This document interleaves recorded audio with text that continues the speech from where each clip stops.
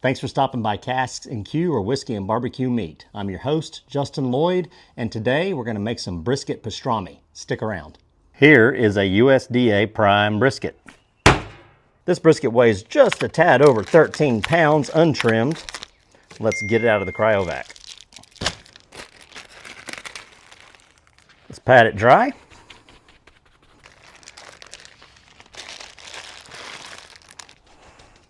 All right, let's flip this guy back over. Do some trimming here. You've seen 1,000 of these trimming videos, so I'm going to fast forward through this. If you want to watch another one, then I have one and I'll put a card right there.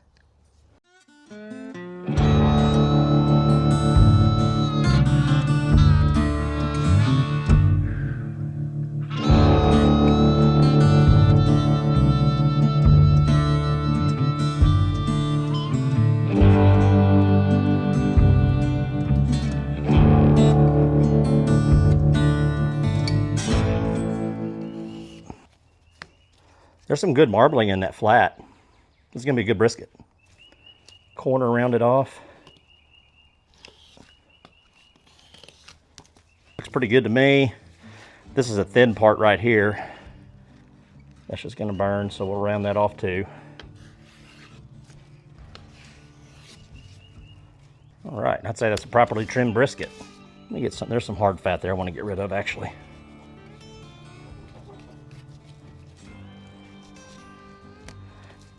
You can go a little too far with this and end up having a flap that kind of is real loose. You don't want to do that.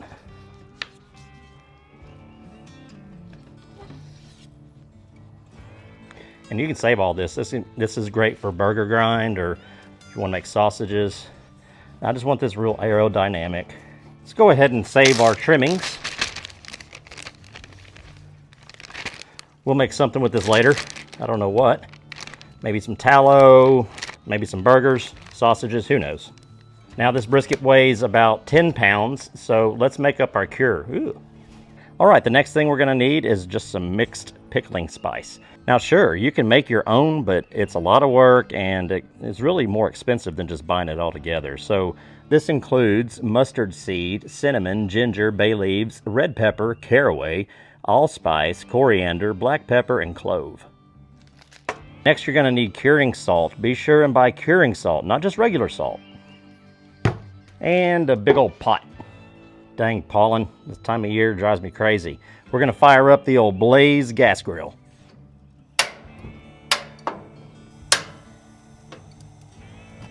We want to get these mixed pickling spices in there because we're going to toast them and let that aroma be free, release.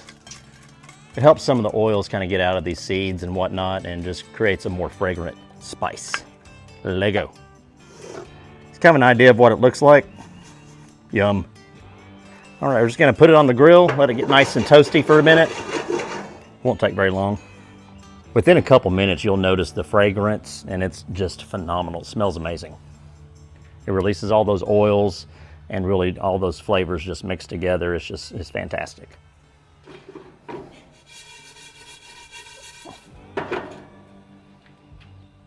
All right, that's good enough. Since our pickling spices have cooled down, we're gonna go ahead and add some water and put them back on a heat source to get it to a simmer. Well, I couldn't find my pitcher, so this Star Wars popcorn bucket is gonna have to do. Let's get this back on the Blaze gas grill. Wow, I forgot to add the salt.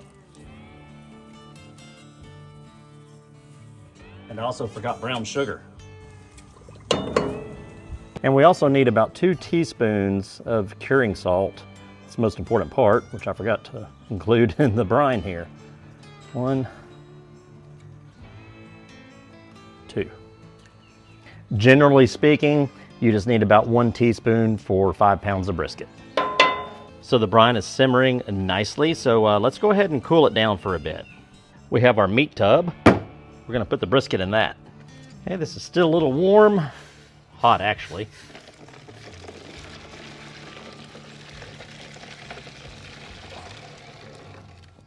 Man, that smells wonderful. Next, we need some ice to cool this down. Let's grab our brisket. All right. Need a little more water to make sure we cover it up. We want to make sure we get that nice and covered up. There we go. Maybe a little more. We'll call that good. I'm going to put some aluminum foil to cover this up. We'll see you in 10 days. Well, to you, it'll be right now. Yep, it's heavy. Look out, look out. Okay, 10 days later. Whew. All right, this brisket has been in this brine for 10 days. I haven't flipped it. I haven't done much but come by every now and then and kind of shake the brine, and I don't even know why. So let's take a look and see what it looks like. Here we go.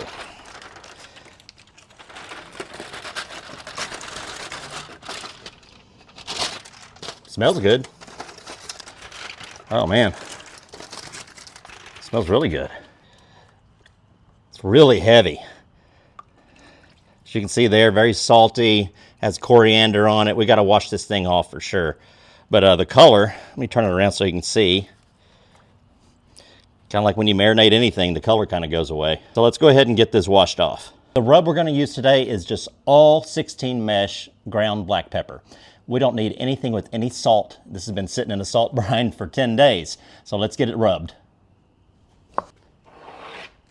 16 mesh ground black pepper.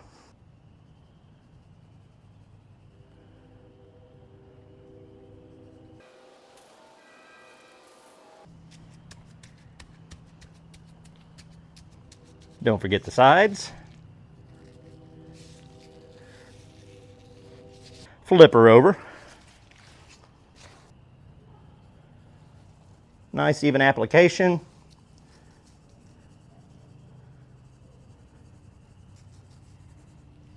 Let's get the Kamado fired up.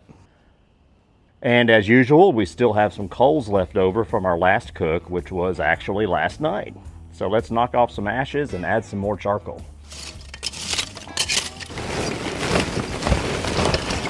I'm gonna go ahead and throw this chunk of cherry wood I had burning for another cook right in the side pocket there. Kind of bury it.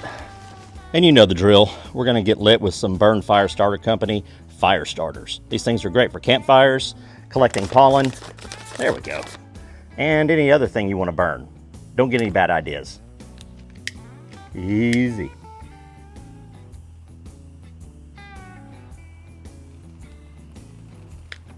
Dump it in, you know the drill.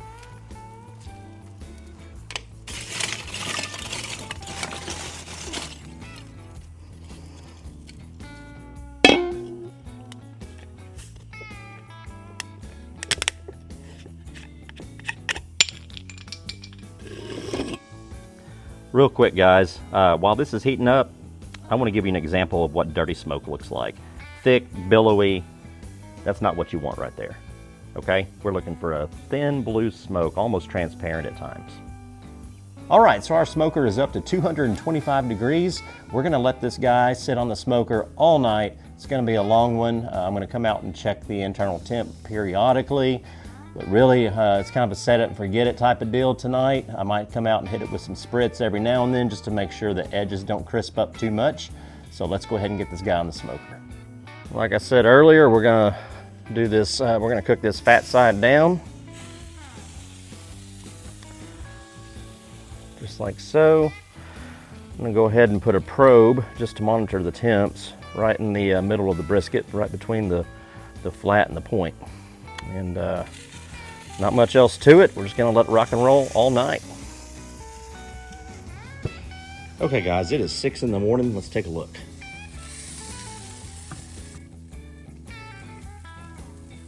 $198, 201, 202, 206, 207. Now, this is not gonna probe tender. That's one thing I wanted to mention. It's not going to probe tender because of the brine. Now, it is really tender in the point, but let's see right here. That's pretty tender, and that's at, oh gosh, 215. Okay, let's go ahead and remove this from the cooker. So let's go ahead and take this off the cooker. We're going to wrap it, and we're just going to hold it for about 5 or 6 hours. So we have 2 sheets of aluminum foil, the heavy duty stuff. We're just going to wrap this, and I have my oven set inside at 150 degrees. That's a holding temperature, so we're just gonna let that hold for about 6 hours. My buddy Steven is coming over for lunch, so that's why we're gonna hold this for about 6 hours. Nice and tight. Might need one more piece to cover that top right there. Just like so. Sure it's nice and tight. This is also going to help kind of steam it because we're going to rest it for so long. And remember, you're not going to have probe tenderness when you do these, because when you have it in the brine for 10 days, it soaks in all that brine, and there's just no way that this meat is going to be as tender as it would be like if you were doing a normal brisket. Okay, time for this to get some rest, and time for me to get some coffee. Okay, so that brisket has been resting for 6 hours. It cooked a lot faster than what I expected. It's a prime cut, so maybe that had something to do with it, and maybe it's because it was brine for so long. So today I want to thank our sponsor, Stephen Reynolds with Eagle Bank Mortgage. Thanks for stopping by today, man. Man, I'm really excited. I've been a subscriber, and you've been my buddy, but I've been with Casks-n-Que since day one, so I'm really excited to be on my first episode and excited to eat here in a second. Yeah, so let's go get that brisket and see what it's like. Let's do it. Okay, I don't really know what to expect. This is the first time I've done this. Like I said, this has been resting in the oven at 150 degrees since about 6:30 this morning. Still hot. You see the steam coming off there. Let's take this out and get it onto the cutting board. Nice and pliable, juicy. That's a good sign. Definitely don't want to lose that juice there, so here's what we're gonna do. Make a little brisket juice funnel. There we go. Yes, sir. That can't be bad, right? All right. All right, let's just cut right down the middle here.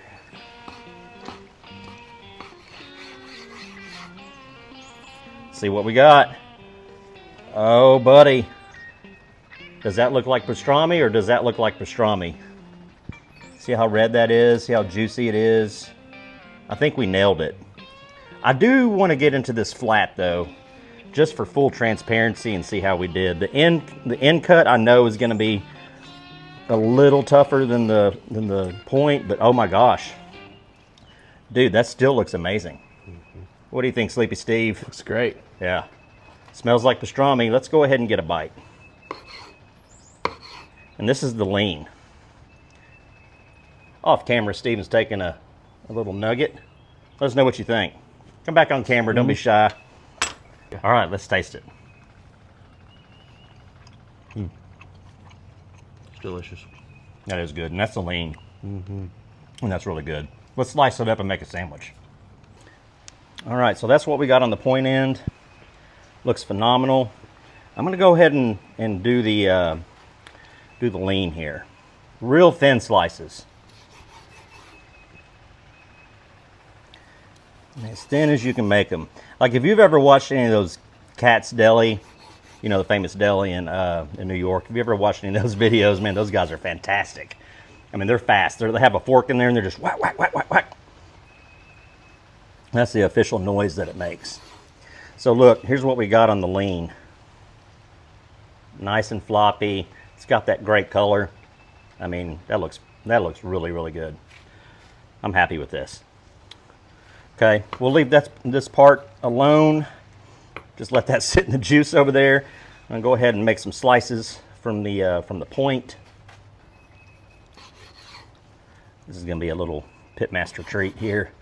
Mr. Steven, thank you. Put that over there. Real thin.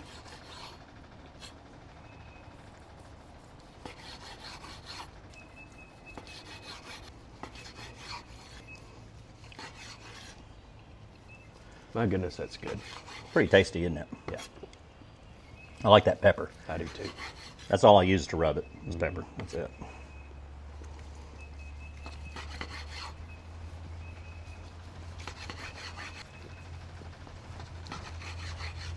I mean, doesn't get much better than that, folks. Okay, of course we're gonna go with some rye bread. A couple slices there. We're gonna go with stone ground mustard. I think that's just the way it's gotta be. Spread that out evenly. All right, next we're gonna hit with that brisket. That's a mix of lean and fatty. Next, we're gonna come in with some melted Swiss cheese.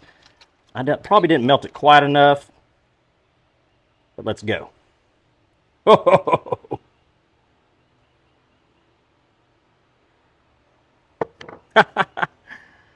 Fun with cheese.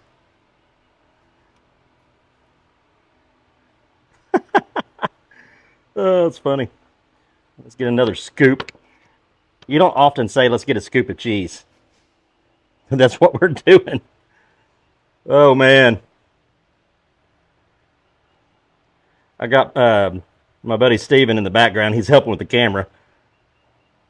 Looks delicious. All right. Did we go with more mustard on the other side? Yeah. Okay. We got a lot of meat and cheese in between the mustard layers. That's right. All the food groups.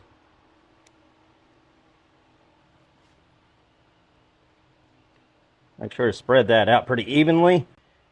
There we go. And we're going to give her a slice right down the middle. And this is what we're looking like. Looks delicious. See what we got here? Looks fantastic.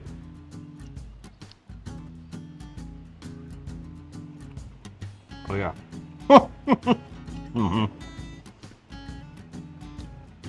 You nailed it. That's pretty dang good. Another bite just to verify. I think resting it for 6 hours like we did, holding it at 150. Man, look at that cheese trying to go down just like those mortgage rates. It's trying to. So good. Yeah. You get the smokiness, and that pepper, I think, really plays well with that rye bread. Sorry, mouthful. I'm excited. It's delicious. Not too bad. It's no Cat's Deli. I mean, I've never been, but it's a pretty good Friday lunch. pretty good Friday lunch. Well, Steven, man, thanks again for sponsoring this video. I got mustard, I got Swiss cheese, I got pastrami brisket, I got rye bread. It's a messy sandwich. Cold beer. It's a messy sandwich, but that's what makes it great. You want to say anything about Eagle Bank Mortgage? If there's anything, if you have any questions, give me a shout. Hit me up on social media, Steven Reynolds Mortgage. I'd love to help with any of your mortgage needs. I'll put a link to his page and all the socials in the description box below. As you know, if you've been here before, go ahead and like, subscribe, and smash that bell. We'll see you next time.